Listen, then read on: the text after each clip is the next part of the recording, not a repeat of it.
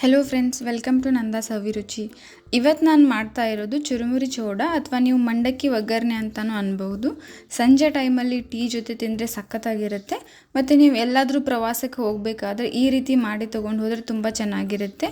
ಇವತ್ತು ನಾನು ಸ್ವಲ್ಪ ಜಾಸ್ತಿ ಕ್ವಾಂಟಿಟಿಯಲ್ಲಿ ಚುರುಮುರಿ ಚೋಡ ಮಾಡ್ತಾಯಿದ್ದೀನಿ. ಉತ್ತರ ಕರ್ನಾಟಕದಲ್ಲಿ ಯಾವುದಾದ್ರೂ ಸಣ್ಣ ಫಂಕ್ಷನ್ ಆದರೆ ಈ ರೀತಿ ಚೋಡ ಮತ್ತು ಉಪ್ಪಿಟ್ಟು ಕೊಡ್ತಾರೆ. ಇದೇ ರೀತಿ ಫಂಕ್ಷನ್ಗಳಲ್ಲಿ ಮಾಡೋ ಥರನೇ ಮತ್ತು ಜಾಸ್ತಿ ಕ್ವಾಂಟಿಟಿಯಲ್ಲಿ ಮಾಡೋದು ಹೇಗೆ ಅಂತ ನೋಡೋಣ. ಮೊದಲಿಗೆ ನಾನಿಲ್ಲಿ ಅರ್ಧ kg ಆಗುವಷ್ಟು ಚುರುಮುರಿ ತೊಗೊಂಡಿದ್ದೀನಿ. ಆಮೇಲೆ ಇದಕ್ಕೆ ಒಂದು 250 ಗ್ರಾಮ್ ಆಗುವಷ್ಟು ಕಡಲೆ ಬೀಜ ಅಥವಾ ಶೇಂಗಾ ತೊಗೊಂಡಿದ್ದೀನಿ.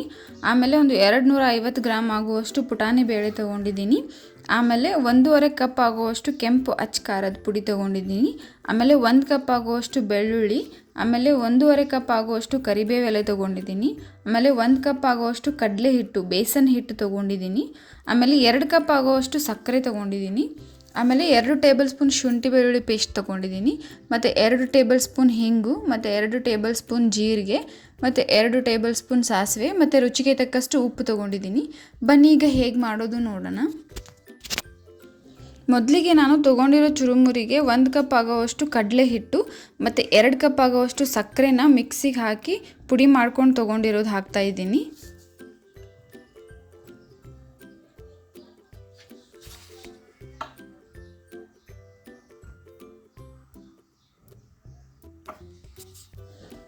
ಆಮೇಲೆ ಇದನ್ನು ಚೆನ್ನಾಗಿ ಒಂದ್ಸಲ ಮಿಕ್ಸ್ ಮಾಡ್ಕೊಳ್ತಿದ್ದೀನಿ. ಆಮೇಲೆ ಒಂದು ಅರ್ಧ kg ಆಗೋಷ್ಟು ಎಣ್ಣೆ ಬಿಸಿ ಮಾಡೋಕ್ಕೆ ಇಟ್ಟಿದ್ದೀನಿ. ಎಣ್ಣೆ ಬಿಸಿ ಆದಮೇಲೆ ಅದಕ್ಕೆ ಜೀರಿಗೆ ಹಾಕ್ಕೊಳ್ತಿದ್ದೀನಿ. ಆಮೇಲೆ ಸಾಸಿವೆ ಹಾಕ್ಕೊಳ್ತಿದ್ದೀನಿ. ಜೀರಿಗೆ ಮತ್ತು ಸಾಸಿವೆ ಸಿಡಿಯೋಕ್ಕೆ ಸ್ಟಾರ್ಟ್ ಆದಾಗ ಇದಕ್ಕೆ ಶೇಂಗಾ ಹಾಕ್ಕೊಳ್ತಿದ್ದೀನಿ. ಶೇಂಗಾ ಕಂಪ್ಲೀಟಾಗಿ ಫ್ರೈ ಮಾಡ್ಕೊಳ್ತಿದ್ದೀನಿ.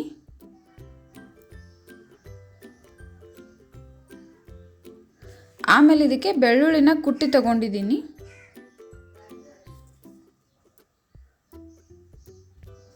ಅದನ್ನು ಕೂಡ ಹಾಕ್ಕೊಂಡು ಸ್ವಲ್ಪ ಫ್ರೈ ಮಾಡ್ಕೊಳ್ತಿದ್ದೀನಿ.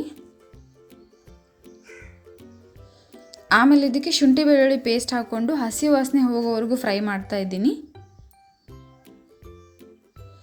ಆಮೇಲೆ ಇದಕ್ಕೆ ಕರಿಬೇವು ಎಲೆ ಹಾಕ್ಕೊಳ್ತಿದ್ದೀನಿ.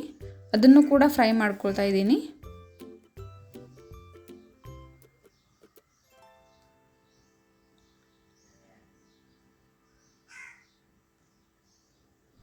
ಆಮೇಲೆ ಇದಕ್ಕೆ ಪುಟಾಣಿ ಕಾಳು ಹಾಕ್ಕೊಳ್ತಿದ್ದೀನಿ.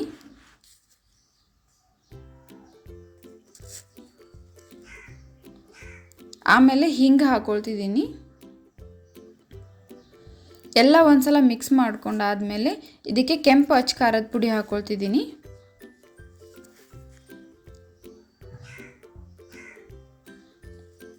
ಆಮೇಲೆ ಮಿಕ್ಸ್ ಮಾಡ್ಕೊಳ್ತಿದ್ದೀನಿ ಮತ್ತೆ. ಆಮೇಲೆ ರುಚಿಗೆ ತಕ್ಕಷ್ಟು ಉಪ್ಪು ಹಾಕ್ಕೊಳ್ತಿದ್ದೀನಿ. ನಾನಿಲ್ಲಿ ಸುಮಾರು 1 ಕಪ್ ಆಗುವಷ್ಟು ಉಪ್ಪು ಹಾಕ್ಕೊಳ್ತಿದ್ದೀನಿ. ಉಪ್ಪು ಹಾಕಿದ ಮೇಲೆ ಎಲ್ಲನೂ ಒಂದ್ಸಲ ಎಲ್ಲ ಚೆನ್ನಾಗಿ ಮಿಕ್ಸ್ ಮಾಡಿಕೊಂಡು ಇದನ್ನು ಚೆನ್ನಾಗಿ ಫ್ರೈ ಮಾಡ್ಕೊಳ್ತಾ ಇದ್ದೀನಿ.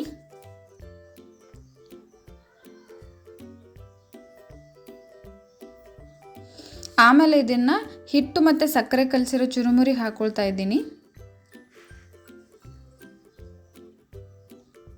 ಇದನ್ನು ಚೆನ್ನಾಗಿ ಮಿಕ್ಸ್ ಮಾಡ್ಕೋಬೇಕು. ಎಲ್ಲ ಚುರುಮುರಿಗೆ ಒಗ್ಗರಣೆ ಹತ್ತಬೇಕು. ಆ ರೀತಿ ಮಿಕ್ಸ್ ಮಾಡ್ಕೊಳ್ತಾ ಇದ್ದೀನಿ. ನೋಡಿದ್ರಲ್ಲ ಎಷ್ಟು ರುಚಿಯಾಗಿ ಫಂಕ್ಷನ್ಗಳಿಗೆ ಮಾಡೋ ಥರನೇ ಜಾಸ್ತಿ ಪ್ರಮಾಣದಲ್ಲಿ ಚುರುಮುರಿ ಚೋಡ ರೆಡಿ ಆಯಿತು ಅಂತ. ನೀವು ಇನ್ನೂ ನಮ್ಮ ಚಾನಲ್ನ ಸಬ್ಸ್ಕ್ರೈಬ್ ಮಾಡಿಲ್ಲ ಅಂತಂದರೆ ಪ್ಲೀಸ್ ಈಗಲೇ ಹೋಗಿ ಸಬ್ಸ್ಕ್ರೈಬ್ ಮಾಡಿ. ಮತ್ತು ಇದೇ ರೀತಿ ನಾನು ಹಾಕೋ ಎಲ್ಲ ವೀಡಿಯೋ ನೋಟಿಫಿಕೇಷನ್ಗೆ ಪಕ್ಕದಲ್ಲಿರೋ ಬೆಲ್ ಐಕಾನ್ನ ಕ್ಲಿಕ್ ಮಾಡಿ. ಮತ್ತು ಈ ವಿಡಿಯೋ ನಿಮಗೆ ಇಷ್ಟ ಆಗಿದರೆ ಪ್ಲೀಸ್ ಲೈಕ್ ಮಾಡಿ, ಶೇರ್ ಮಾಡಿ, ಕಮೆಂಟ್ ಮಾಡಿ.